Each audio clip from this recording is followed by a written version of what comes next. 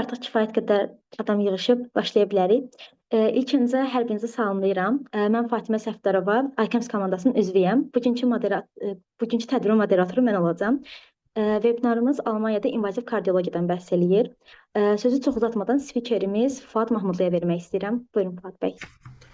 Salam, mən də salamlayıram hər kəsi. Xoş gördük.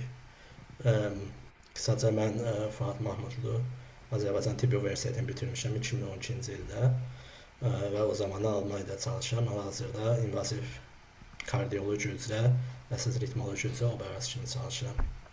Bugün mövzumuz invaziv kardiologiyadır, amma onu deyim ki, yəni invaziv və qeyri-invaziv kardiologiya deyə bir şey yoxdur, yəni Almaniyada ən azından. Kardiologiyadır. Sonra, yəni Weiterbildung dövründə hər kəs həm invaziv, həm qeyri-invaziv öyrənməlidir. Sonradan kim invaziv, kim qeyri-invaziv işləyir, bu öz işidir, yəni. Amma kardiologiya, yəni hər bir kəs həm invaziv hissəsini, həm qeyri-invaziv hissəsini bilməlidir, yəni bu işi bacarmalıdır.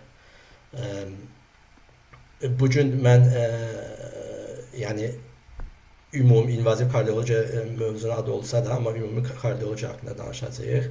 Prezentasiyada əsas mövzular, yəni prezentasiya alman dilindədir, çünki istifadə etdiyimiz terminlərin çoxu Almaniyadan götürülübdür, amma təbii ki, Azərbaycan dilində olacaq. Və burada prezentasiyada gördüyümüz başlıqlar hamısı yalnız başlıqlardır. Bunlar haqqında ətraflı danışmağa çalışacağam. Bütün nə suallarınız varsa da, yəni sonda bütün suallarınızı çox böyük məmnuniyyətlə dinləyərəm və o ətrafda da müzakirələr apararıq. Bir dəqiq zəhmət olmasa.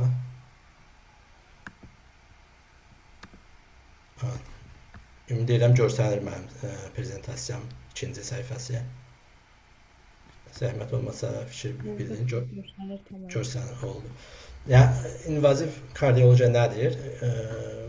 Damar daxil olmaqla ürəyi, yəni sternonu kəsmədən ürəkdə aparılan hər bir müalicə və ya diaqnostika vasitəsidir və Hertz kateter laborlarda yəni yerinə yetirilir. Hansı növləri var invaziv kardiologiyanın? İnvaziv biz deyirik, işte bunun yəni bir neçə növü var. Bunu hər birimiz bilirik zaten tibb tələbələrimiz olduğu üçün. Onun üçün qısaca bildirmək istəyirəm nə olduğunu və hansı sahələri var belə deyim. Birincisi intervensionel kardiologiya, hansı ki intervensionel kardioloqlar koronar angiografilər və stent implantasiyası edirlər. İndi çox böyük inkişaf edibdir bu sahə, rotablasyonlar var və ya intrakoronar bilgebung dediyimiz OCT, IVUS, IVUS deyilir və bu sahə çox güclü, sürətli inkişaf edir. Yəni bunlar amma intervensiyon kardioloqların işi ancaq koronar damarlarlandır. Yəni bunlar koronar damarlarda müalicə və diaqnostika aparırlar. Və yəni belə kardiologiya, yəni invaziv kardiologiya ilə məşğul olanların yarısından çoxu intervensionel kardioloqlardır. İkinci ritmologiya. Ritmologiya ilə məşğul olanlar son dövrlərdə artır, amma ritmologiya sanki kardiologiyanın digər, yəni başqa bir sahəsidir də demək olar. Çünki burada artıq biz koronar damarlarla çalışmırıq. Burada biz ürəyin loru dildə desək içində işləyirik. Ritmologiyanın özünü də bölə bilərik bir neçə sahəyə. Elektrofizioloq, şontozoxun və ablasyon dediyimiz bir hissə, hansı ki burada yəni şəkildə bu məsəl üçün elektrofizioloq, şontozoxda olan bir şəkildir. Yəni burada biz ürəkdə olan ritm pozğunluqlarını müalicə edirik və əkdəsə device implantasiya dediyimiz ürəyə pacemaker və əkdəsə defibrillator implantasiyası bu sahədə çox güclü inkişaf edir son dövrlərdə. Artıq leadless pacemaker dediyimiz kabelsiz, yəni ürəyin tam içinə yerləşən pacemakerlər son dövrlərdə artıbdır. SICD-lər var, hansı ki defibrillator subkutan yerləşdirilir. Bu sahədə dediyim kimi çox güclü inkişaf edir son dövrlərdə, çox yeni məlumatlar gəlir və kardiologiyanın hal-hazırda ən çox inkişaf edən sahələrindən biridir, ən çox yeni işlər olan. Ritmoloqlar çox deyirlər, Yəni bir klinikada 5 dənə məsələn intervensiyon kardioloq varsa, ən çox 2 dənə ritmoloqlar, yəni ritmoloqların sayı çox deyil. Bu onunla əlaqədardır ki, əvvəllər ritmoloqlara həqiqətən ehtiyac bəlkə də çox olmuyubdu, amma get-gedə yəni bu ehtiyac artır. Klapen terapi, TAVI və mitral klip, triklip bunlar da digər bir sahəsidir invaziv kardiologiyanın. Adətən amma sırf klapen terapi ilə məşğul olan kardioloq olmur. Bəlkə də gələcəkdə olacaqdır, amma indi hal-hazırda adətən koronar angiografi ilə məşğul olanlar həm də TAVI və mitral kliplə və ya trikliplə məşğullar. Yəni sırf ancaq klapen terapi edən kardioloqlar yəni bəlkə də var, amma çox azdır. Bu da son dövrlərdə çox güclü inkişaf edən bir sahədir. Tabii uzun müddətli olsa da, amma mitral klip və xüsusən triklip yəni çox yenidir. Triklip 5-6 il olar yəqin ki artıq çox geniş yayılıbdır. Mitral klip biraz çox, tavisi olaraq da uzun zamandır istifadə olunur. Bunlar da yəni invaziv kardiologiyaya aiddir, belə deyək. Və bir də strukturel Heter kramping dediyimiz ASD, FASD, yəni qulaqçıqlar arası, mədəzçilər arası cəbhər defekti və ya da persistent foramen ovale bunların intervensiyonlar yolla bağlanılması. Əvvəllər ancaq bu xəstələr əməliyyat olunurdu, amma artıq son dövrdə yəni bunların böyük əksəriyyəti əməliyyatsız intervensiyonlar yolla müalicə olunur. LA fişus dediyimiz isə sol qulaqçığın qulağı deyək. O-sı var, hər bir sol qulaqçıqda, hansı ki ora tromb yollar, Fouflimen qulaqçıq səyirməsi olan xəstələrdə və onlar antikoagulyasiyon qəbul edənlər hansı xəstələrdə ki buna əks göstəriş var, onlara LA okluda dediyimiz LA fişus bu şəkildə görürsünüz. Bunda yəni bu LA bağlanır və məqsəd odur ki, orada artıq tromb yıxılmasın. Bunu edən kardioloqlarda yəni sırf bu ilə məşğul olan kardioloq yoxdur. Bunlar da adətən digər kardioloqlardır ki, yanaşı olaraq bunlar da görürlər. LA fişus adətən ritmoloqlar eləyir. Digərlərin intervensiyon kardioloqlar fərqli də ola bilər, klinikadan klinikaya fərqlidir. Bu ümumi yəni invaziv kardiologiya haqqındaydı. Məncə bu yəni yeni bir şey deyil. İstəyirəm ki, növbəti slaydlarda sırf Almaniyada necədir, necə təşkil olundu, o barədə danışaq. Almaniyada DGK dediyimiz Deutsche Gesellschaft für Kardiologie, yəni Alman Kardiologiya Cəmiyyətinin özünün Zusatz kvalifikasiyonları var. Yəni biz kardioloq olduqdan sonra bu Zusatz kvalifikasyonları da edə bilərik və yaxud bəzi klinikalar və ya çox klinikalar tələb edir, etməliyik hətta. Məsəl üçün bu çoxdur bu, yəni hər bir haqqında danışmaq istəmirəm. Zusatz kvalifikasyon intervensiyonel kardioloji.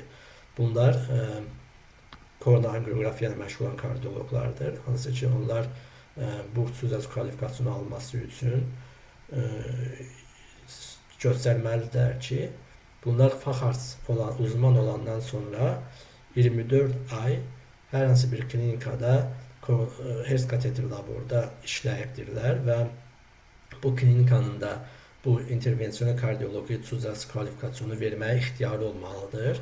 Bu klinika yəni birinci özü bu DGK-da tanıtdırmalıdır ki, biz yaxşı klinikayıq, məsəl üçün biz bu Zusatz kvalifikasyonu verə bilərik və istəyən adam da o klinikada o zaman 24 ay kateter laborda işləməlidir və işləyən 24 ay ərzində müəyyən sayda müayinələr yığmalıdır. Bunlar hansı dokumentasiya olunmalıdır, sayları və bundan əlavə bu müddətdə 2 il ərzində məsəl üçün, bu 2 il dedim, yəni minimumda, bu uzun da ola bilər.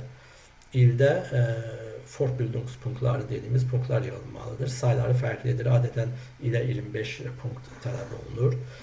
Və bu punktlar da sırf intervensiyonel kardiyologiyaya aid olan Fortbildunglarda, kurslarda yığılan punktlar olmalıdır. Bunlar olduqdan sonra sənədlər göndərilir DGK-ya və onlara intervensiyon kardiyoloji kvalifikasyon verilir. Eyni cürdə spesial ritmologidə, məsələn üçün spesial ritmologinin özü bölünür aktiv və head implantatı, yəni device terapiya hissə və invaziv elektrofizioloji ilə məşğul olanlar birinci device terapiya A, spesial ritmologiya A və elektrofiziologiya spesial ritmologiya B, yəni bu iki hissəyə bölünür. Tam spesial ritmologi kvalifikasyon almaq üçün gərək bunun hər ikisini eləyəsiniz. Və burada da tələblər demək olar eynidir. 24 ay bir klinikada işləməlidir ki, həmin klinikanın bu kvalifikasyon vermək ixtiyarı olsun və müəyyən sayda müayinələr var. Device terapi sayıları var, hərəsində neçə olmalıdır və ilə də form punktlar yığılmalıdır və bundan sonra artıq sənədlər göndərilir və ondan sonra kvalifikasyon almaq olur. Bunlar nəyə lazımdır kvalifikasyon? Adətən müəyyən bir tutaq ki, başqa bir klinikaya operarası kimi müraciət edirsə və yaxud lighter kimi müraciət edirsə, ondan sizdən tələb edirlər ki, bu kvalifikasiyonlar olsun, ən azından bir, yəni onların da bir sübut olur ki, siz bu işləri bacararsınız. Başqa onkoloji kardiyoloji var, yeni çıxıbdır, başqa kardiovaskular intensiv notfan medisini, hertz və bir neçə, yəni bu hamısı burada deyil, bir neçə dənə var. Bu da sizin işlədiyiniz sahədən asılı olaraq tələb olunur və bu sizin CV-nizdə yəni çox böyük bir üstünlükdür. Kardiyoloq olmaq üçün nə etməliyik? Birinci, təbii ki, tibb universiteti bitirilməlidir 6 il.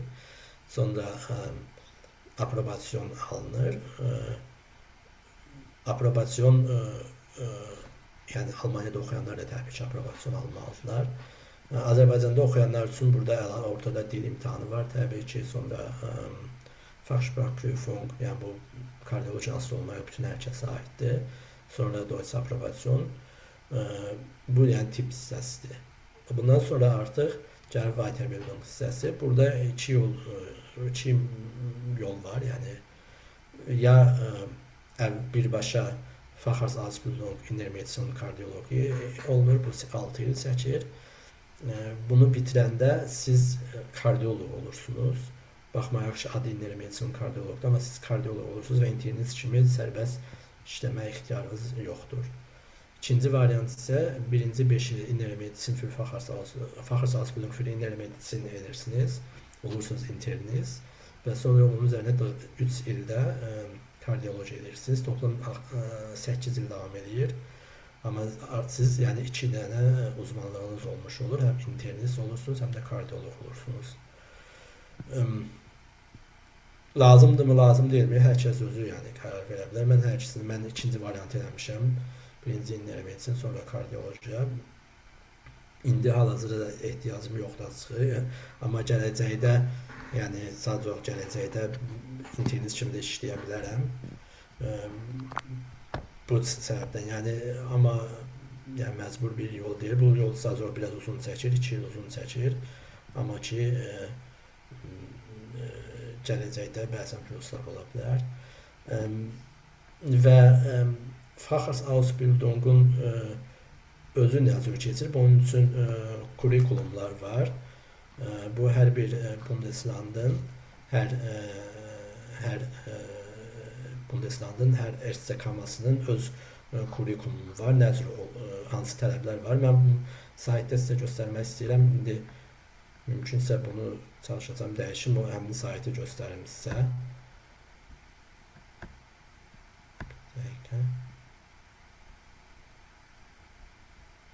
Mən əvvəlcən açıb hazırlamışdım, amma bir dəqiqə.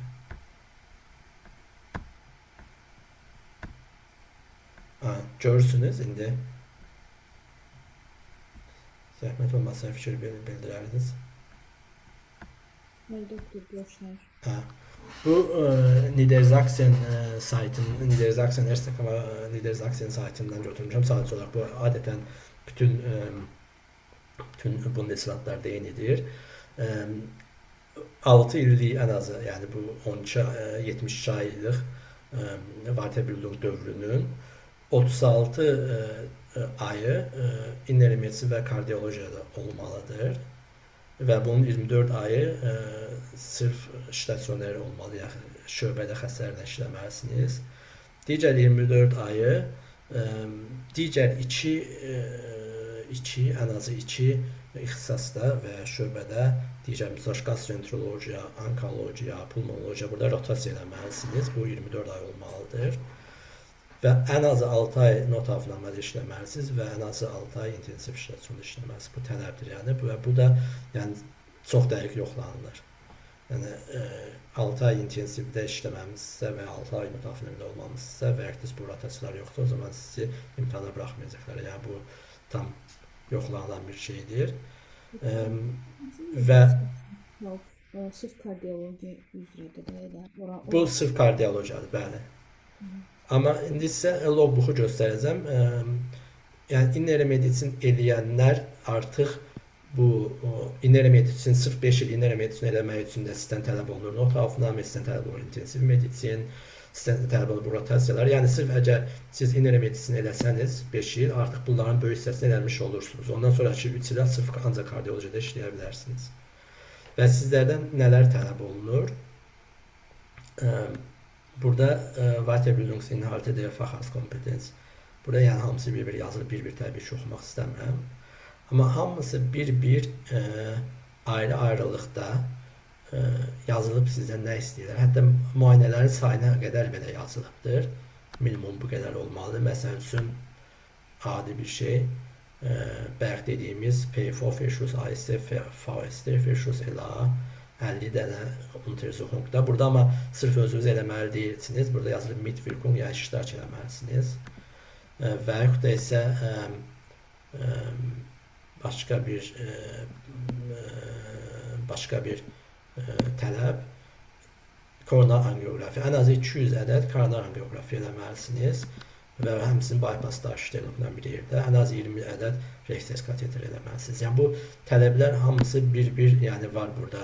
EKG nə qədər olmalıdır, langside EKG nə qədər olmalıdır. Yəni bunların ən azı şef, yəni bu hamısını doldurmalısınız bir-bir və şefiniz bunlara qol çəkməlidir. Bu həqiqətən bütün klinikalar bunu əməl edirmi, eləmirmi sual altındadır. Çox böyük ehtimalla eləmirlər. Yəni 50 ədəd VST, AST, Verschuss olunmalıdır. Yəni çox klinikalarda olunmur o zaten. Amma şeflər qol çəkirlər, yəni demək lazımdır. Bu zaten az olunan bir şeydir. Amma koronar angiografiya 200 ədəd, yəni bu kardiyoloq üçün heç bir şeydir. 200 ədəd koronar angiografiya. Yəni belə baxsaq ildə 365 günün işlərsə ən azı 200 günün işləyirik. Günə bir ədəd olsa 200-ə gəlib çatır. Yəni bu çox az bir saydır əslində. Və ya şişit maxa implantasyonları var. 50 ədəd səhv eləmirəmsə, yəni saylar çox azdır həqiqətən. Əgər bir adam kardiyoloq olmaq istəyirsə, bu saylar 100% yıxa biləcəkdir. Var kardioemeriti, bu çətindir. Kardioemeriti çox yerdə olunmur zaten, olunanda da az olunur. Və dediyim kimi bu AST, VST, Verschuss onlara da açıq deyək şeflər çox vaxt göz yumurlar, yəni çox dərinliyinə getmirlər. Doktor, siz məsələn burada nidizasiya üçün olanları göstərirsiniz də. Məsələn, fortbildung müddətində ya da fakultet müddətində əyalət dəyişsə necə olacaq? Əyalət dəyişəndə yəni çox olur, çox adam dəyişir zaten. Aşağı yuxarı eynidir yəni. Aşağı yuxarı artıq zaten istəyirlər ki, Almaniyada bu logbook zaten keçib, artıq e-logbook'a keçibdir, elektron logbook olubdur. Logbook dediyim Azərbaycana qoşulan kollegalar bilmirəm hamısı Alman dilini bilir yoxsa yox. Logbook yəni dediyimiz bu kurikulum, bu tələb olunan saylardır. Artıq elektron olub və mərkəzləşmiş sistemə keçmək istəyirlər ki, bütün əyalətlərdə eyni olsun. O zaman dəyişəndə heç bir problem olmur. Amma indiyə qədər ən azından dəyişəndə bəzən problemlər olurdu. Bir əyalət digər əyalətin tutaq ki, orada 18 ay işləmişsiniz, keçsiniz başqa əyalətə, o 18 ayın hamısını tanımır, 12 ayını tanıyır. Yəni belə şeylər olurdu, amma son dövrlər təkcə də azalır bunlar. Amma dediyim kimi aşağı yuxarı hamısı eyni şeydir zaten, nələr tələb olunur. Bu yenidən dəyişəcəm prezentasiyamıza. Və bir şey də xüsusi demək istəyirəm. bildirdiyim kimi sırf kardiyolojide dedim intensiv işləçlərin azaltı olmalısınız. Bu yazılmamış qanundur. Kardiyologiya eləmək istəyən ən azı 12-24 ay intensiv işləçində olur Almaniyada, böyük klinikalarda. Bunun sadəcə səbəblərindən biri odur ki, Almaniyada bilirsiniz ki, intensiv işləçyon 2 yerə bölünür. Operativ və terapeut işləyək, intensiv işləçyonda, meditsin intensiv işləçyon müxtəlif cür adlanır. Operativ dediyim intensiv işləçyon, bunlar postoperativ xəstələrdir və bunları anestezioloqlar, betroniler, anestezioloqlar bu işləçyona baxırlar. Digər meditsin işə və intensiv işləçyona adətən 90% hallarda kardiyoloqlar layitindir və kardiyoloqlar bu xəstələrlə məşğul olurlar. Onun üçün yəni kardiyoloqların böyük əksəriyyəti də həm də intensiv meditsinlərdir. Yəni onların cüzə spesialist intensiv meditsinlər də var. Yəni böyük əksəriyyəti, yəni mən olduğum klinikaların hər hamısı elə olub indiyə qədər və bildiyim klinikaların da 90% elədir ki, kardiyoloqlar da həm də intensiv işləçyona cavab deyirlər. Onun üçün kardiyoloqlar həm də intensiv meditsinlər olmalıdırlar. Yəni bu yazılmamış qanunda, amma Almaniyada belədir yəni.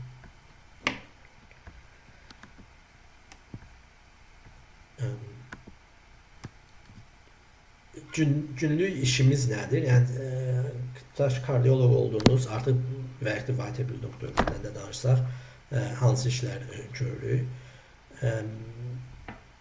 Fərqlidir. Yəni işləçyonda işləyən Weiterbildung dövründə olan həkimlər və artıq Weiterbildung bitirmiş fəxarçılar. Amma ümumi baxdıqda Weiterbildung dövründə adətən olur, bütün digər fəxlarda olduğu kimi işləçyon işləri olur. Yəni işləçyon işləri zaten bitmir. Xəstələri, təzə xəstələri halfnamə eləmək, köhnələri etilasini eləmək, vizit eləmək bütün xəstələri və müayinələrdə iştirak eləməyə çalışmaq, bu ən azından önəmlidir. Əksər, yəni çox klinikalarda amma həm də rotasyon var, funksiyonel diaqnostika, hansı ki o rotasyonda ancaq koronar angiografiya edirsiniz, echo edirsiniz və ya eşitmə implantasyon, yəni bu işlərlə məşğul olursunuz. Amma artıq fəxarçı olansa və operasiya işləyənlər adətən onların gündəlik rutini olur ki, tezdən və ya günorta bu gün klinikadan asılıdır. Assistentlərlə xəstələr müzakirə olunur, suallara cavab verilir və ya vizit edilir xəstələri, kurs. Ondan sonra artıq planlaşdırılmış prosedurlar var. Plan bir gün əvvəlcədən hazırlanır və müayinə edəcək həkim də bir gün əvvəlcədən müəyyənləşib, kim hansı xəstələri müayinə edəcək, kim nə edəcək. Qeyplant angioflər bunlardır, yəni bunlarla artıq gedilir müayinələrə. Notfallar hər zaman var, yəni bu notfallar nə qədər ki biz gündəlik müayinələri planlaşdırsaq da hər zaman təcili hallar gəlib araya girə bilir. Yəni sırf kardiyolojiyada da rutin olaraq təcili hallar gəlir. İntensiv işləçyon dediyim kimi o vaxtda danışıq və belə şartınızda təbii ki infarkt xəstələri üçün və ya işləçyonda yatanlar üçün operasiya, yəni fəxarçılar artıq fəxarçılar növbələr eləməlidirlər. Əgər gecə vaxtı xəstə gəlirsə, o zaman gecə interkontinensdə olan həkim gəlməli xəstəxanaya, gəlməsi üçün 20 dəqiqə vaxt var. 20 dəqiqə ərzində xəstəxanada olmalıdır və xəstəni, infarkt olan xəstəni kateter etməlidir. Sırf ritmologiyada məşğul olanlarda adətən bu hal çox az olur. Çünki ritmologiyada notfallar çox az olur. Adətən planlıdır. Və ya notfal olur da, amma sırf dərhal şeritmaq implantasiya olmalı və ya ablasyon olmalı deyə bir şey adət demək olar ki yoxdur. Bu zaman dərmanlarla və ya elektrokardioversion dediyimiz defibrilasyonla notfal halında yəni müdaxilə etmək olur. Onun üçün ritmolog gecə gəlməlidir, 100% nəsə ablasyon eləməlidir. Yəni çox nadir olan bir şeydir. Fortbildung, Forschung, Kongress çox önəmli bir hissəsidir bu işin. Konqreslərə, fortbildunglara. Fortbildung zaten həm də tələb olunur. fortbildung punktları yığılmalıdır. Hər bir fəx arz kardiologiya aid deyil. Hər bir fəx arz 5 il ərzində 250 punkt sübut eləməli ki, 250 punkt yığıbdır. HCKM qarşısında. Almaniyada bunlar ancaq fortbildunglardan yığmaq olur. Konqreslərə getmək çox önəmlidir. Çox önəmlidir ki, həm motivasiya olunur, motivasiya edir insanı, həm yeniliklərlə tanış olunur, həm də əlaqələr qurulur. Yəni çox önəmlidir.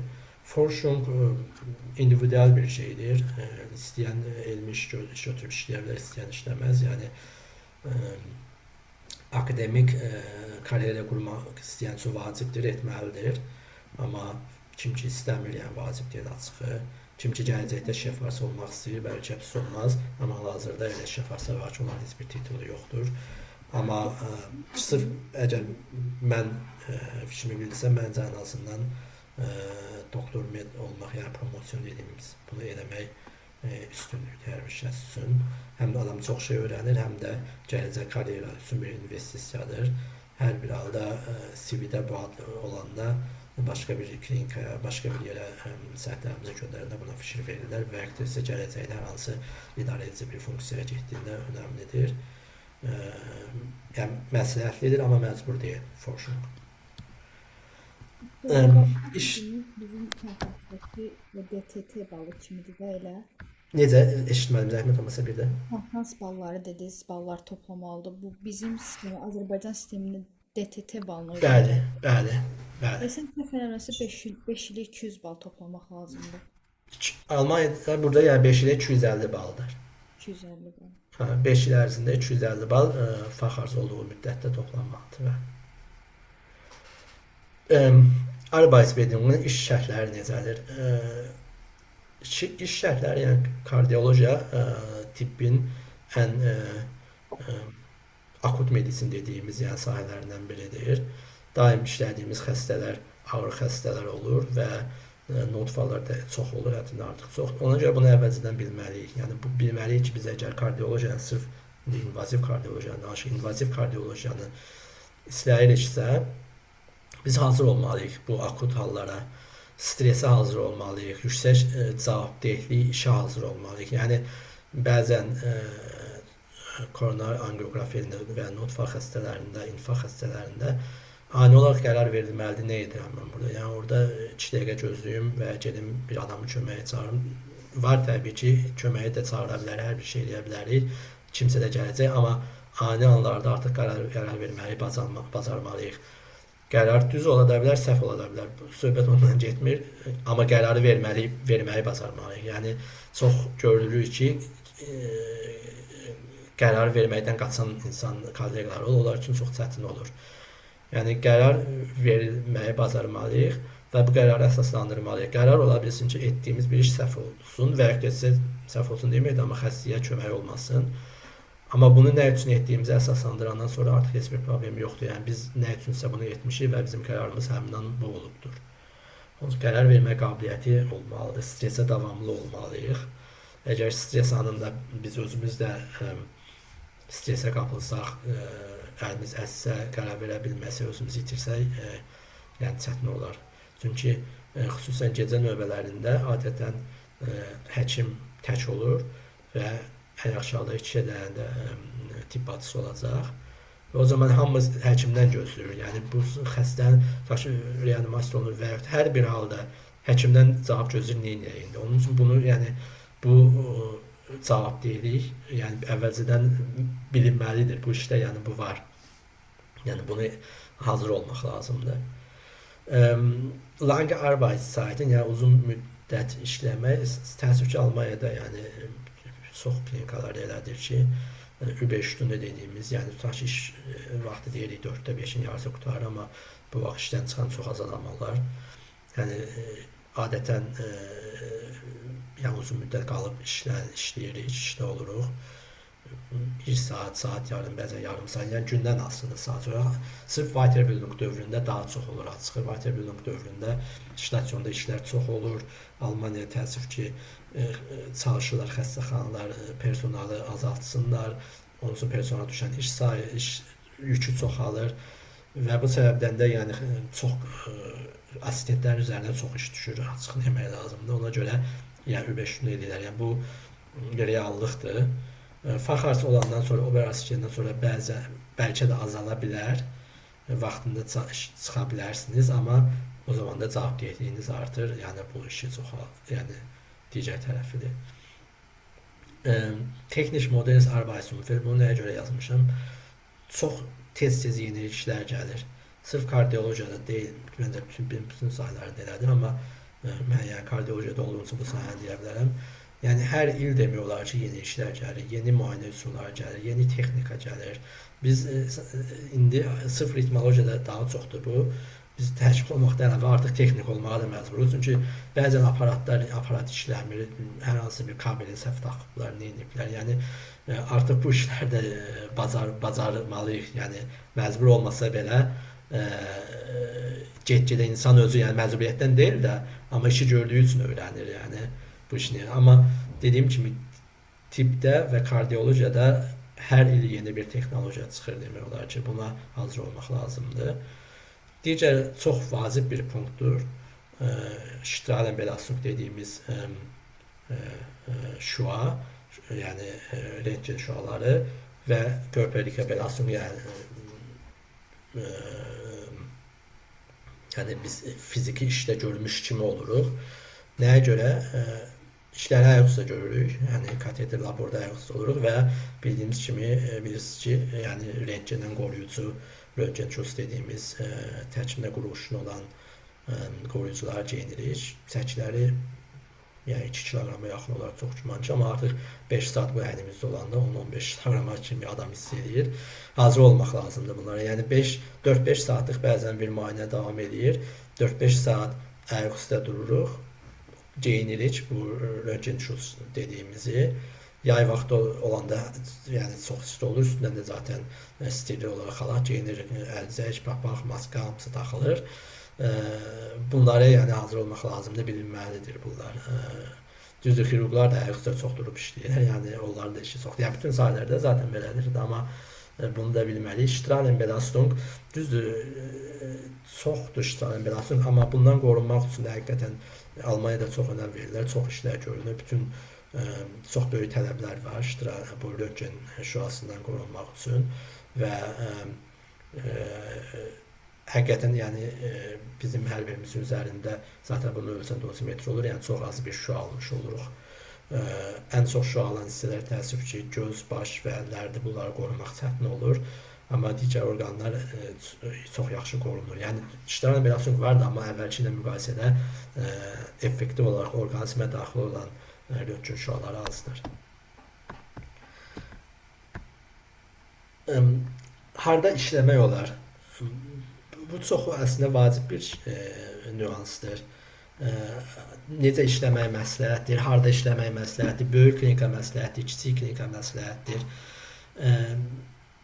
Əgər məqsədimiz odur ki, gələcəkdə yaxşı ritmoloq olaq, bütün hər şeyi bacaraq və ya gələcəkdə yaxşı koronarangiografiyanı bacaraq, tav öyrənək, bunları eləmək istəyiriksə əvvəlcə mütləqdir ki, böyük klinikalarda, böyük sentrlərdə işləmək lazımdır. Yəni, çünki ona görə ki, kiçik klinikada bir ildə olunan tavilərin sayı, məsəl üçün tavi deyirəm, və əktəsi olsun şeritmax implantasının sayı, bir ildə olunan sayı başqa böyük klinikada bir ay olunur. Yəni, bizim öyrənmək şansımız da böyük klinikada yəni, çoxdur. Onun üçün məqsədimiz əvvəlcədən bu sahədə inkişaf etməkdirsə, mütləqdir ki, böyük klinikada işləməliyik. Böyük ürək mərkəzlərində, universitet klinikalarında. İkinci punkt, təbii ki, Azərbaycandan gələn xarici həkimlər üçün o klinikalarda yer tapmaq çox çətindir, xüsusən yeni başlayanda. O klinikalar hətta yer tapmaq Almaniyanın özlərində, Almanların özləri üçün belə çətindir. Onun üçün sırf bu, biz əgər Azərbaycandan gələn kollegalar üçün deyiriksə, ilk 1-2-3 il olsun ən azından bunu digər klinikalarda keçib, sonra böyük klinikaya keçmək mümkündür. Biz zaten ilk 3 ilimiz Common-Trunk dediyimiz ümumi inner medicine olur. Yəni biz o 3 ildə bizi o 3 ildə zaten heç kim buraxmayacaq kateter labda. Düzdür, bəzi ürək mərkəzləri var, onlar artıq 1-ci ildən buraxırlar assistentlər. Amma böyük əksər yerlərdə o cür deyil, ilk 3 il baziz inner medicine olur. Ona görə ilk 3 il olsun, 2 il olsun, ya 4 il olsun, başqa yerlərdə keçib, təcrübə toplayıb, sonra böyük ürək mərkəzlərinə getmək, yəni çox məsləhətdir. Əgər dediyimiz kimi məqsədimiz, yəni bu sahədə geniş təcrübə toplamaqdırsa, ambisiyalarımız böyükdürsə, yox, əgər deyiriksə, mən ümumi kardioloq olub, sonra da gedib indi o sahəyə gələcəm, zaten praktisdə işləmək istəyirəm, innovativ işləməyəcəm, o zaman ehtiyac yoxdur böyük klinikada işləməklə. İkisiz klinikada ümumi kardiolojiyanı öyrənmək olar. Amma ambisiyamız böyükdürsə, mütləq yəni böyük klinikalara getmək lazımdır. Böyük klinikalar dediyimiz zaten uniklinikalar böyükdür, health centrumlardır. Kommunal xəstəxanalar, yəni bu kommunal dediyimiz bu şəhər xəstəxanaları və ya kilsə xəstəxanaları da var, yəni digər xəstəxanaları belə deyək. Bunların içində də böyük kardiologiyası olanlar var, amma çox deyil açığı, yəni əksəriyyəti, yəni böyük kardiologiyası vardır, amma müayinə saylarına baxdıqda universitet klinikaları müqayisə olmayacaq dərəcədədir. Bu dediyim xüsusən də ritmologiya və desə klapen terapiyaya aiddir. Koronar angioqrafiyada zaten ehtiyac o qədər çox var ki, o qədər çox xəstə var ki, bütün xəstəxanalarda da, kommunal xəstəxanalarda da dəhşət çox olunur bu müayinə üsulu. Amma ritmologiyada yəni o cür deyil vəziyyət. Tutaq ki, bir xəstəxanada bir gündə 10 dənə koronar angioqrafiya olunursa, olunacaq 2 dənə, məsələn 3 dənə ablasyon, elektrozooloji şontirizon. Yəni say həm ona görə ki, elektrozooloji şontirizonlar ablasyonları saat olaraq uzun çəkir, bəzən 3-4-5 saat uzana bilir vaxt olaraq. Həm də ki, yəni xəstə sayı digərlərinə nisbətən yəni azdır.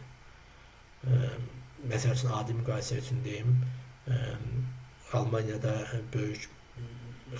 böyük mərkəzlər var, hansı ki, ritmologiya üzrə məşhurdular. Hamburqda tutaq böyük mərkəz var. İldə 3000 ədəd müayinə edirlər, müayinə prosedur edirlər. Hansı ki, kommunal xəstəxanalarda 300, 400, 500-ü keçmir, yəni bu say. Yəni bu qədər böyük fərq var. Düzdür, onlarda girmək çətindir, bunu demək lazımdır, amma müəyyən təcrübə yoxandan sonra getmək olar. Forschung haqqında danışdıq, yəni promosyon və habilitasyon eləmək. Ən azı promosyon hər burada məsləhətdir. Habilitasyon vacib deyil, əgər bizim gələcəkdə akademik bir planımız yoxdursa. Privat kliniklər, Almaniyada zaten privat klinikdə işləmiş və ya dövlət xəstəxanasında işləmiş Weiterbildung assistent üçün çox böyük fərqi yoxdur. Onun üçün o barədə xüsusi bir şey demək ehtiyac yoxdur. Zaten əgər Weiterbildungsermächtigung dediyimiz Weiterbildung verə bilirsə, privat olur və ya dövlət olsun, heç bir fərqi yoxdur. Gələcəyi nədən görürük? Gələcəyi həqiqətən biz əgər 10 il əvvəllə müqayisə eləsək, 10 il əvvəl kardioloqların elədiyi bir çox şeyləri artıq indi kardioloqlar eləyir və bu get-gedə artacaq. Məsələn, TAVI çıxandan sonra, mitral klip, triklip çıxandan sonra artıq qapı əməliyyatların sayı hədsiz dərəcədə azalıbdır.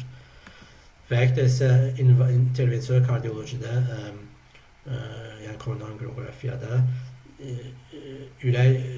mexaniki ürək dəstəkləyici sistemlər deyək, mexaniki Hertzentr ştützung sistemi, məsələn, Impellat var və ECMO. Bunlar artıq çıxandan sonra çox ağır xəstələrə və ağır anatomiyası olan, çətin anatomiyası olan, koronar anatomiyası olan xəstələri belə intervensiyonlar müalicə eləmək mümkündür və get-gedə artıb. Ona görə əvvəl hansı ki, bu xəstələri bizi bypassa göndərirdi, indi o xəstələri özümüz müalicə edirik. Ona görə bu sahə müayinələrin sayı artıb və gələcəkdə bu istiqamət üzrə gedir, yəni get-gedə də artacaq. Xüsusən Almaniyada əhalinin orta yaş səviyyəsi birisi yüksəkdir və xəstələrin sayı çoxdur. Struktural intervensiyon dediyimiz struktural ekrankom olan xəstələrdə ASD, FASD bərk dediyimiz bunlar əvvəl xirurji müalicə olunursa, indi intervensiyonla müalicə olunur. Böyük hissəsi təbii ki, hamısı yox, böyük hissəsi. Robot və süni intellekt, hər bir sahədə süni intellekt hal-hazırda çox güclü inkişaf edir, eləcə də kardiologiyada. Robotik cərrahiyə, sırf cərrahiyə deyirik. Başqa birsə urologiyada, məsəl üçün Da Vinci aparatı, yəni çox güclü inkişaf eləsə də, hal-hazırda kardiologiyada robotik edilən çox şey hələ ki ən azı geniş yayılmayıbdır. düzdür, robotik olunan koronarioqrafiyalar var. Bəzi yerlərdə vərəqdəsə eləməyə çalışırlar ya forşuq mərhələsindədir, amma hələ ki bu geniş yayılmayıb. Gələcəkdə çox güman ki olacaq, olmamış olmaz. Gələcəkdə artıq bu kardiologiyaya da keçəcək, amma hal-hazırda çox geniş deyil. Süni intellekt isə çox kömək olur bizə, xüsusən ritmologiya sahəsində.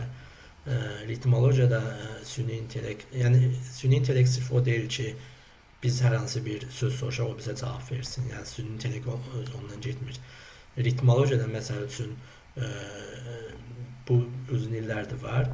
3D dediyimiz 3D mapping sistemində, hansı ki ürəyin daxilində biz punktlara kateter vasitəsilə müayinə elədikdə, oradakı olan ritmə, oradakı olan impulslara görə süni intellekt vasitəsilə bu müxtəlif rənglərlə işarə olunur. Yəni bu sırf süni intellektin işidir. Bu ritmologiyada 10 il, 20 il bundan əvvəl də var idi, amma bu get-gedə o qədər güclü inkişaf edir ki, artıq yeni şeylər üzə çıxır və bu da get-gedə artacaq. Və yaxud desə, adi EKG, yəni kardioqrammanın müayinə, kardioqrammanın cavablandırması, bunun üçün xüsusi əplər var.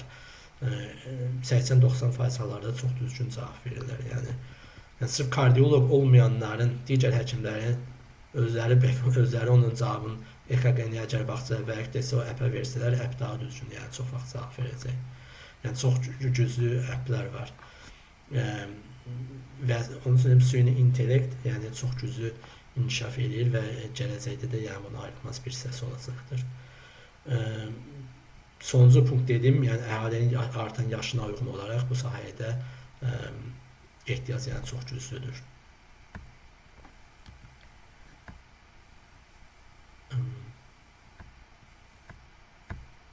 Sonuncu slayddır. Yəni bu ümumi tuzlama infeksiyon və nələrə diqqət edilmək lazımdır. Məsləhətlər nədir? İlk illərdən başlayaraq praktik təcrübə toplamaq, formulator olunub, praktikə siyahət edilmiş pilot dövründə müxtəlif klinikalarda işləmək və yaxud da təcrübə keçirmək, görmək. Yəni nə qədər çox klinikada olsanız, nə qədər çox ürək mərkəzində olsanız, o qədər çox şey görəcəksiniz, o qədər çox təcrübə toplayacaqsınız. Yəni hər bir halda məsləhətdir. Əsas bazı şeyləri öyrənmək, kardioqrammadır, ekokardioqrafiyadır, ürəyin anatomiyasıdır, fiziologiyasıdır. Hər bir sahədə fərqi yoxdur, intervensiyon kardioloq olursunuz, ya ritmoloq olursunuz və ya siz başqa bir sahədə məşğul olursunuz. Yəni bunların hər birinə hər zaman ehtiyacımız var. Onun üçün bunu yəni bazisi ilk dövrlərdə öyrənməliyik. Yəni ilk dövrlər dediyimdə ilk 3 il, 4 il hansı ki bu kommentarını keçirik, o zaman bunları yəni öyrənməyə çalışmalıyıq. Ürək anatomiyası xüsusən ritmologiyaya məşğul olanlar yəni çox böyük ehtiyac var fiziologiyaya eləcə də və yaxud da koronar anatomiyaya ehtiyac var. Eko və yaxud da EKG-si təbii ki, hər bir kardioloq bacarmalıdır. Texnik haqqında danışdıq artıq. Yəni texnika maraq olmalıdır. Çünki texniklə çox işləyirik. Stresimiz çox olur. Yəni bunu stresə davamlı olmalıyıq. Komanda işinə öyrənməliyik. Yəni komanda işi görülür. Heç kəs deyə bilməz ki, mən tək işləyirəm. Heç Almaniyada ən azından, Azərbaycanda da çox gümayladır. Heç kəs tək işləyə bilməz. Həm həkimin yanında tibb bacıları və həkimin də özü ehtiyac olan digər birini köməyə çağırmaq üçün komandası olmalıdır. Yəni komanda işi çox vacibdir, həddindən artıq vacib bir şeydir və stresə dediyim kimi çox önəmlidir. Forschung Konqres vaxtında danışdıq. Konqreslər çox önəmlidir. Ən azından ona görə ki, orada biz əlaqələr qura bilərik və bu əlaqələr bizə çox kömək olacaq sonra. Qurduğumuz əlaqələr gələcəkdə iş axtaranda bizə kömək edə biləcək və yaxud da isə promosiyon eləmək istəyirik, bizə doktor fatı lazım olarsa o əlaqələrimizdən istifadə edə bilərik. Əlaqələr Almaniyada çox önəmlidir. Çoxlu live, hal-hazırda elədir ki, artıq çoxlu webinarlar var, live Eingriflər, YouTube-da çoxlu live videolar var, bunlara baxmaq çox önəmlidir. Kateter laborları, bunu artıq dediyim, mümkün olduğu qədər müxtəlif klinikalarda getmək, görmək, tanış olmaq, necə işləyirlər. Çünki deyə bilmərik ki, bir şeyi bütün klinikalar eyni cür olur. Hər bir klinikanın öz təcrübəsi var təbii ki. Bu təcrübələri görmək bizə önəmli olanı bundan götürmək, nə bizə kömək eləyəcək onu götürmək, kömək eləməyəcəklər də yəni vacib deyil fikir vermək, amma hər bir klinikadan, hər bir həkimdən, hər bir şəfaatçıdan biz bir şey öyrənəcəyik. Ona görə xeyri çox olur. Və sonuncu French daxı ingilisdir. Yəni bu məncə məlumdur ki, bu tipdə bunun vacibdir. Hər bir kəs yəni ingilisini bilməlidir. Danışığı üçün yox, Almaniyada yəni düzdür konqreslərdə, yəni xarici ölkə konqreslərində ingiliscə danışmazsın, amma ən azından oxuyub və başa düşmək çox önəmlidir. Çünki bütün aktüel studiyalar hamısı ingilis dilində olur. Bütün Almaniyada ən azından istədiyimiz və Avropa Kardioloqlar Birliyinin bütün protokolları hamısı ingilis dilindədir. Forşuqlar hamısı ingilis dilində gedir. Vacib ədəbiyyatlar hamısı ingilis dilindədir. Yəni ingilis dili olmazsa olmazıdır yəni bu işin. Hər bir kəs ingilis dilini bacarmalıdır, bilməlidir. Yəni bu çox vacibdir və bunu yəni sonrakı dövrlərdə artıq həqiqətən vaxt ayırmaq azalır. Yaş da artdıqca artıq başqa problemlər gəlir, ailəsi olanda ailə problemləri gəlir və ingilis dilinə vaxt ayıracağımız vaxt həqiqətən azalır. Onun üçün bunu artıq təhsil aldığımız dövrdə bunu artıq yəni tələbə olduğumuz dövrdə biz bu işi bitirməliyik. Artıq biz işləməyə başlayanda var ki, dövründə biz ingilis dilini yəni çox yaxşı səviyyədə bacarmalıyıq. Və bu qədər. Təşəkkür edirəm. Çox sağ olun doktor, həqiqətən faydalı webinar üçün. Düzdür, mən biraz gec qoşuldum, amma həmin müddətdən sonra da nə qədər faydalı olduğunu adam görür. Qeydiyyatdakı suallara da baxırdım. Demək olar hamısına cavabladınız. Çox sağ olun həqiqətən bu çıxış üçün. İştirakçılardan kiminsə sualı varsa, indi mən chatda sualı oxuyacağam. Verə bilərlər, həm səsi açıb, həm də yazaraq. Yəni səsi açıb mən bunu bitireyim. Hər kəs yəni diskussiya edə bilərik, kiminlə sualı varsa. Salam doktor, hər vaxtınız xeyir olsun. Buyurun. Əvvəla təşəkkür edirəm dəyərli məlumatlar üçün. Çox sağ olun, minnətdaram. Sualım bu barədədir ki, mən hal-hazırda kardiologiya üzrə rezidentəm. Yaxın bir müddətdə Fachsprachprüfungu keçmişəm və hal-hazırda iş axtarışındayam. Çox təəssüf ki, əksər klinikalardan yəni rədd cavabı alıram və rədd səbəbi olaraq da aprobasiyanın olmaması çox necə deyim, mühüm bir şərt olaraq bizə qeyd olunur. Sizdən yəni sual vermək istədiyim mövzu onunla bağlıdır ki, aprobasiya olmadan müvəqqəti, yəni Beruf Erlaubnislə Vorstellungsgesprächlərdə necə özümüzü, yəni Vorstellen eləməliyik ki, şef arzda, yəni necə özümüzü inandıraq ki, biz gələcəkdə məsələn aprobasiyanı keçdikdən sonra da bu klinikada işləyəcəyik və özümüzü inkişaf elətdirmək üçün hər şey edəcəyik. Çox təəssüf ki, uzun müddətli iş axtarmağıma baxmayaraq Türingen əyalətində kardiologiya sahəsi üzrə iş tapa bilmirəm. Məsləhətlərinizi eşitsəm çox yaxşı olardı. Çox sağ olun suala görə.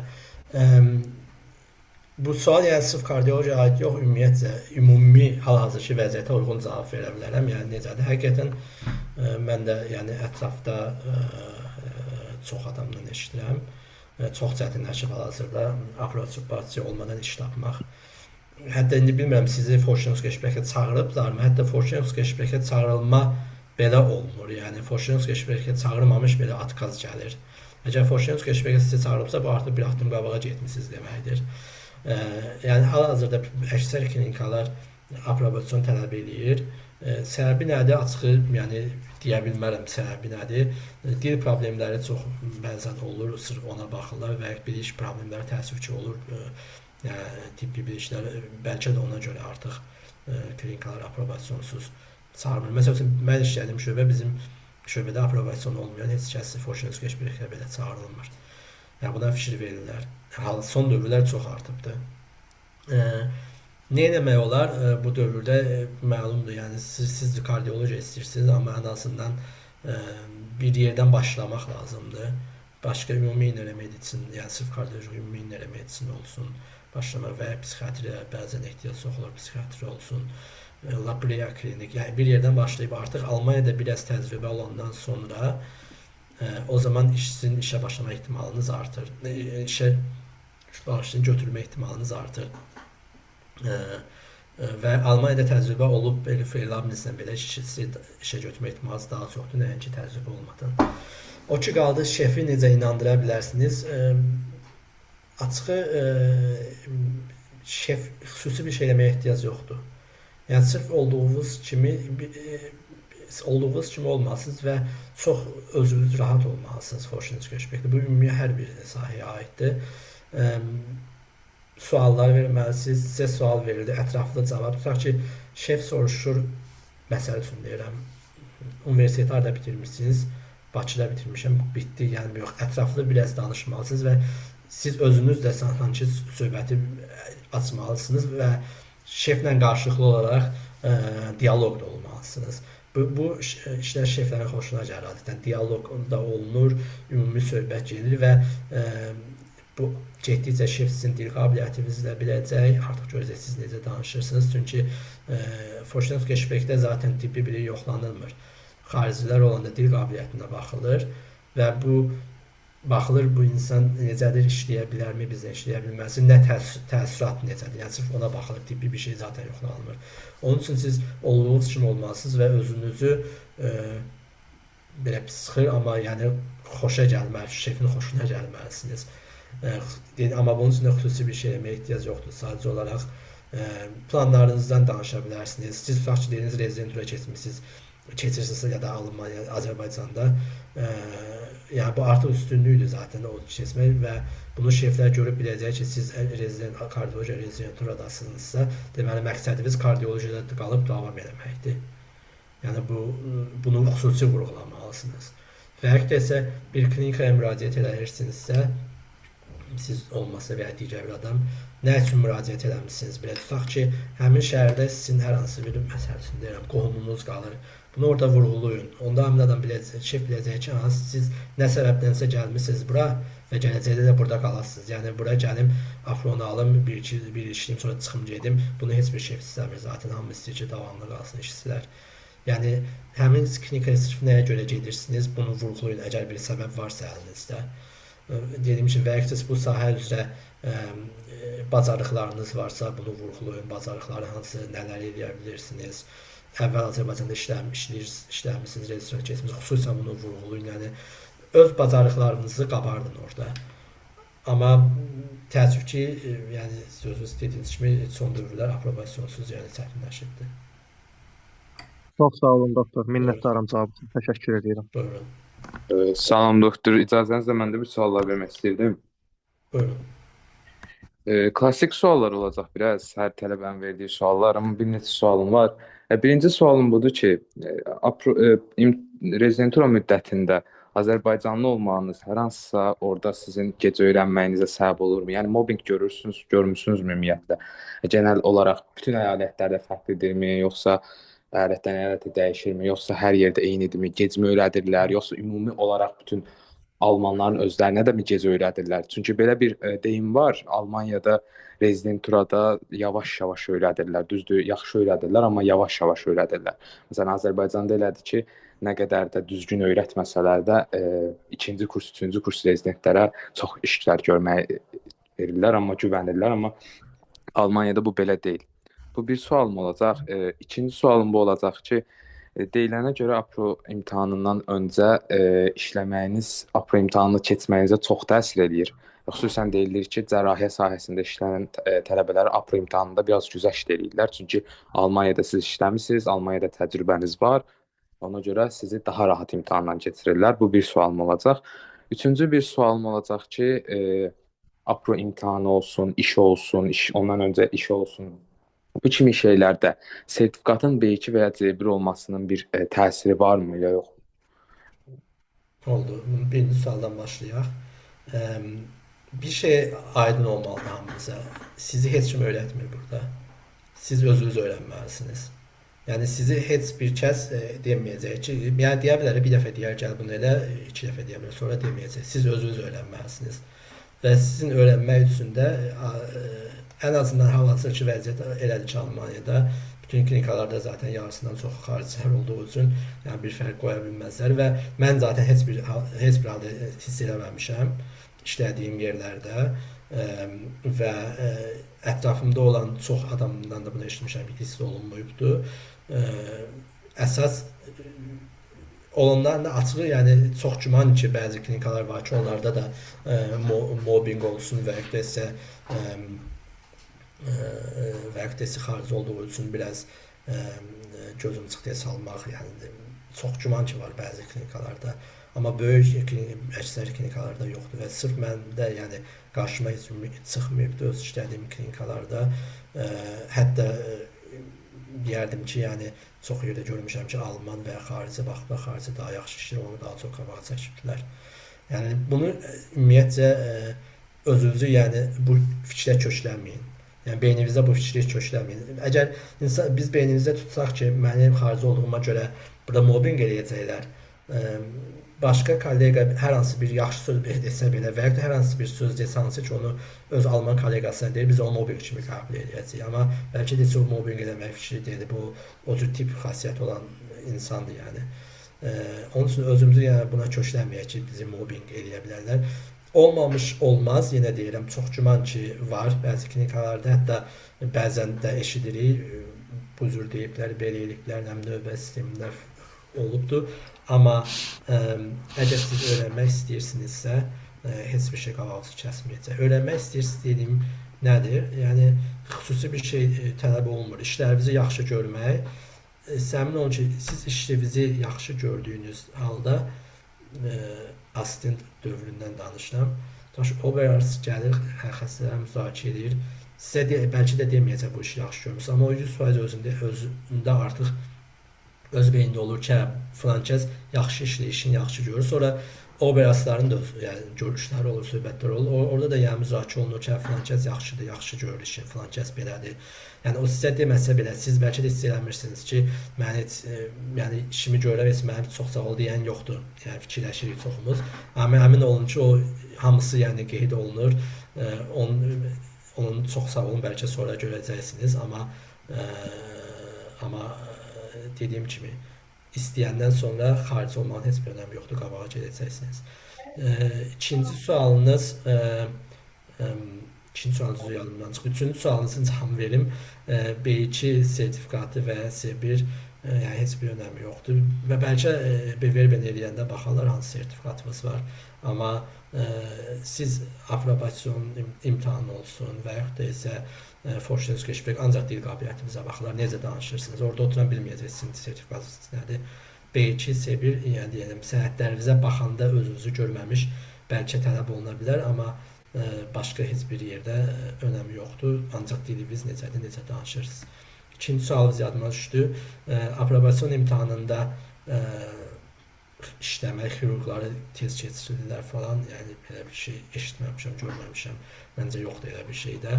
İşləməyinizin sizə çox böyük xeyri var. Almaniyada ən azı 1 il, 2 il işləmək, mən hətta deyərəm intermediatında işləməyin daha çox və ya notafen işləməyin daha çox xeyri var.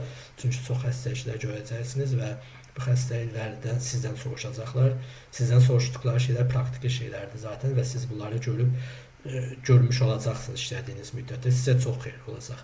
Amma sizi işlədiyinizə görə asan soruşacaq, keçirəcəklər. Belə bir şey məncə yoxdur yəni Almaniyada.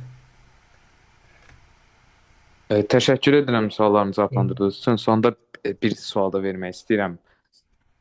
Siz yəni Almaniyada hal-hazırda həkim olaraq məmnunsunuzmu hal-hazırdakı vəziyyətdən? Yəni bizə tövsiyə edirsinizmi? Bir millətiniz olaraq, bir vətəndaş olaraq, Azərbaycan vətəndaşı olaraq gəlib orada işləməyi, orada praktikadan keçməyi, təcrübə qazanmamızı. Yəni Türkiyə yoxsa Almaniya sualı versəm nə cavab verərdiniz?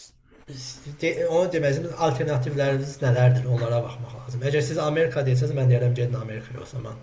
Gedin Amerikada keçin tibbi öyrənin. Amerika daha yaxşıdır Almaniyadan. Türkiyə, Almaniya yəni klassik bir sualdır. Açığı mən Türkiyədə yəni o olmamışam, olmuşam da amma işləməmişəm. Onun üçün çətin müqayisə edə bilərəm. Amma eşitdiyim, gördüyüm qədərilə Türkiyədə ən azı öyrənmək indi bilmirəm. O da daha doğrusu bildiyim qədərilə klinikadan klinika ilə çox fərqlənir. Bəzi klinikalar var, daha yaxşı öyrənmək olur, daha tez verirlər, yəni assistentlərə müəyyən işlər görmək. O cəhətdən bəlkə üstünlük ola bilər. Amma Almaniyanın da digər üstünlükləri var. Həyat səviyyəsi başqa cürdür. Siz sığortalısınız, yəni iş şəraiti nə qədər öbəşündə eləsə belə Türkiyəyə nisbətən yaxşıdır. Yəni növbə eləyib səhərsi gün ən azı evə gedirik. Yəni bu işlərə görə Almaniyada çox üstünlükləri var.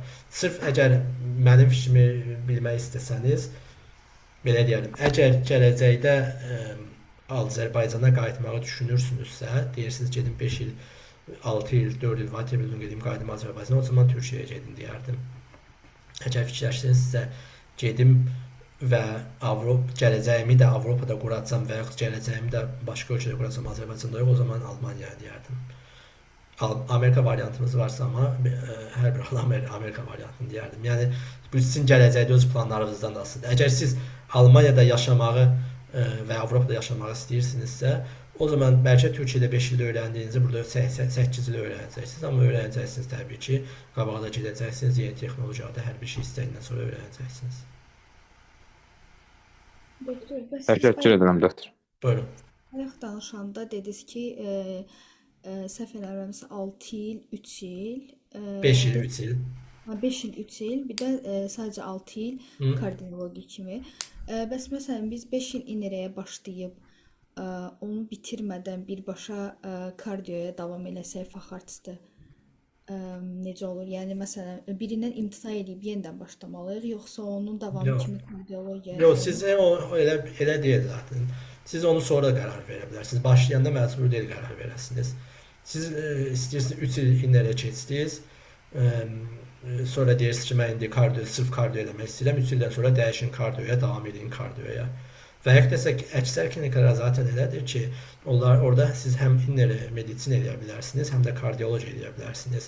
Tutaq ki, siz lap 5-ci ilə gəlib çatmışsınız ya 4-cü ilə deyirsiniz ki, yox, mən istəyirəm kardiyolojiyanı birbaşa eləyim. 2 ildə davam edirsiniz və gedib 6 ildən sonra kardiyolojiya verirsiniz. Və həqiqətən 4 il keçmişsiniz, inneri fikirləşirsiniz 1 ildə inneri eləyim, 5 imtahanı verim innereni, sonra 3 ildə kardiyoloji eləyirəm. Yəni burada çox fleksibelsiniz, belə deyim. Qərarı başda verməli deyilsiniz. Gedişatda hətta 3 ildən, 4 ildən sonra da bu qərarı verə bilərsiniz. Yəni kardioloq kimi başlayıb sonra inerəyə davam edib sonra təzədən kardiologiya belə Elə yəni kardioloq kimi başlayım deyə bir şey zaten yoxdur. Çünki ilk 3 il kommentran keçməlidir hər bir kəs.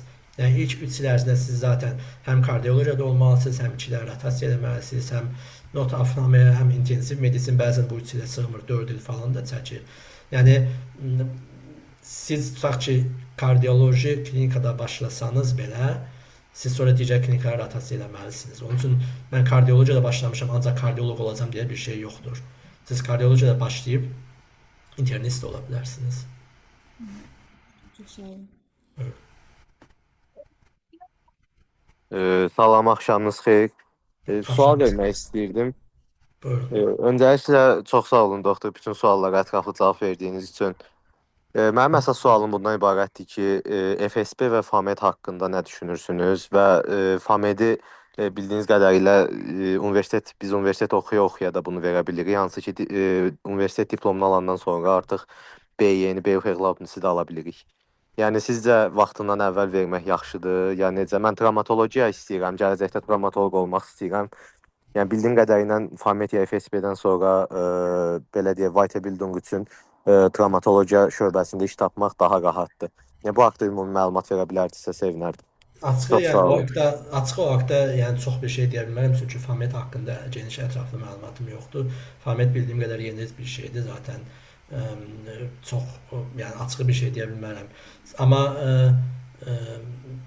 Yəni məqsəd Beruf elamını almaqdır. Əgər Beruf elamını formatla da ala bilirsinizsə, o zaman yəni format da verə bilərsiniz. Bir şey yoxdur. Yəni məqsədiniz Beruf elamını almaqdır. Amma orada yenə deyirəm, yəni səhv məlumat vermiş olaram formatla FSB-nin fərqi. FSB bilirəm ki, hər bir yerdə keçərlidir. Amma format bəzi yerlərdə keçərlidir. Yəni fərqi budur. Amma digər bir şeylər barədə yəni yanlış məlumat vermiş olaram. Çox sağ olun, təşəkkür edirəm. Doktor, bir də bir sual vermək istəyirdim. Kardiocərrahiyyə baxımından Almaniyanın vəziyyəti necədir? Ümumiyyətlə deyirlər cərrahiyyə sahələri biraz zəifdir. Biraz invaziv kardiologiya və kardiocərrahiyyə arasında qalmışam, amma kardiocərrahiyyəyə daha çox həvəsim var. Cərrahiyyə sahəsi necədir orada Almaniyada? Bu arada Yəni məlumat doktor, üzrlü sayın, mən araya girim tez. Bu suala cavab verməmişdən qabaq bildirim ki, bizim FAMED barədə vebinarımız olacaq. FSB barədə vebinarımız olub. YouTube kanalımızda baxa bilərsiniz. Türkiyədə kardiocərrahiyyə barədə vebinarımız da olacaq. Almaniyada kardiocərrahiyyə barədə vebinarımız olacaq. Yəni digər ixtisaslara aid sualları uyğun vebinarlarda verə bilərsiniz. Yəni həmin sahələrə uyğun vebinarlarımız olacaq gələcəkdə. Oldu. Mən yəni öz qısa deyim, kardiocərrahiyyə, yəni Almaniyada öyrənmək, yaxşı kardiocərrah olmaq istəyirsinizsə 8-10 ili yəni nəzərdə saxlayın.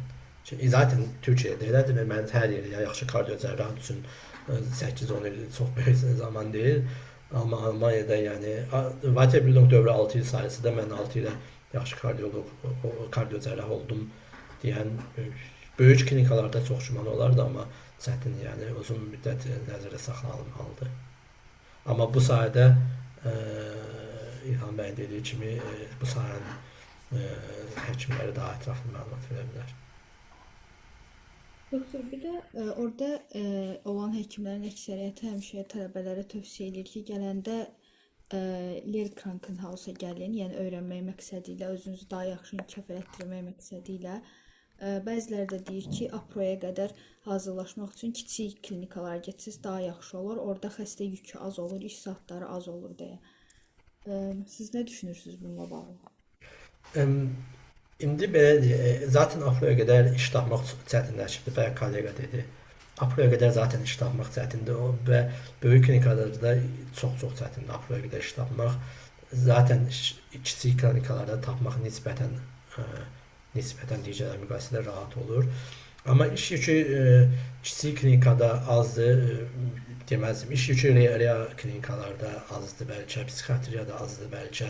Amma akut xəstəxanaların hər birində iş yükü yüksəkdir. Yəni kiçik xəstəxana olsa belə onun yəni nəzərə alınca tutaq ki, kiçik şəhərdə bir kiçik xəstəxana var. Bu baxır 20 min əhaliyə, məsəl üçün deyirəm. Böyük bir xəstəxanadan baxacaq 100 min əhaliyə. Kiçik xəstəxanada 2 həkim, bu məsəl üçün deyirəm, saylar belə deyil. 2 həkim 20 min 2 həkim işləyir və bu 20 minlik bir regiona cavabdehsə, böyük xəstəxanada 10 həkim işləyir və 100 minlik bir regiona cavabdehdir. Yəni o səbəbdən böyük bir fərq olacağını düşünmürəm. Lehr Krankenhausa iş yükü çoxdur, kiçik xəstəxanada iş yükü azdır. Kiçik xəstəxanada bəzən öyrənmək şansı daha çox olur. Nə hansı cəhətdən? Kiçik xəstəxanada bəzən ultrasonoqrafiyini də assistentin özü eləyir. Echo olsun, echo da assistentin özü eləyir. Bu şeyləri bəzən özü gastroskopu olsun, assistentin özü eləyir, verilir eləməyə. Böyük xəstəxanalarda bunlar daha çox bölünüb, daha çox paylaşdırılıbdır, belə deyim, şöbələr arasında. O cəhətdən fərq ola bilər. Amma iş yükü cəhətdən inanmıram. Mən deyərdim ki, aproya qədər harda iş tapırsınız, işləyin. Fərqi yoxdur. Əsas iş tapmaqdır. Amma aprodan sonra böyük xəstəxanalarda işləyin. Çünki böyük xəstəxanalarda daha çox şey görəcəksiniz, daha təcrübəli kolleqalar olacaq, daha çox şey öyrənəcəksiniz və gələcəyiniz üçün daha çox investisiya eləmiş olacaqsınız. Çox sağ olun doktor, ətraflı cavablarınız üçün. Elə bizim də vaxtımızda deyə düşünürəm, yavaşdan bitirə bilərik. Biz də istəyərdik daha uzun olsun, amma məcburiyyətdən bitirməliyik. Həqiqətən çox sağ olun gəldiyiniz Buyurun. üçün, vaxt ayırdığınız üçün. Almaniyada həftə sonları çox önəmlidir, Azərbaycanda kimi deyil. Həftə sonunda bizə vaxt ayırdığınız üçün xüsusilə minnətdarıq. Düşünürəm hamı faydalandı, e, hamı özünə qeydlər götürdü, gələcəkdə e, özünə bir yol çizdi. E, Mən də öz adımdan təşəkkür edirəm dəvətiniz üçün. Çox xoş oldu. Ə, gələcək kolleqalar, indiki tələbələrimiz olsun, hər biri ilə görüşmə, müzakirə etmə, diskussiya hər zaman xoşdur bizə. Biz də öz əlimizdən gəldiyi qədər kömək eləməyə çalışırıq. Ən azı bu cür vebinarlar vasitəsilə iş tapmaqda da açıq, yəni vəziyyət çox çətinləşib. Onun üçün çox adam məncə çox köməklik eləyə bilmir əldən gəldiyi qədər, amma ən azından məsləhətlər vasitəsilə və bu cür vebinarlar və yaxud da canlı görüşlər vasitəsilə əlimizə gəldiyi qədər kömək eləməyə çalışırıq. Çox sağ olun. İndi 37 nəfərik, amma başda daha çox idi. Bundan sonra da YouTube-a da qoyulacaq. Yəni yüzlərlə tələbəyə, rezidentə kömək elədiniz. Həqiqətən birbaşa təsir elədiniz. Oldu. Oldu, Qoşulan sağ hamıya da olun. təşəkkür edirəm. Sağ olun. Sağ olun, sağ olun.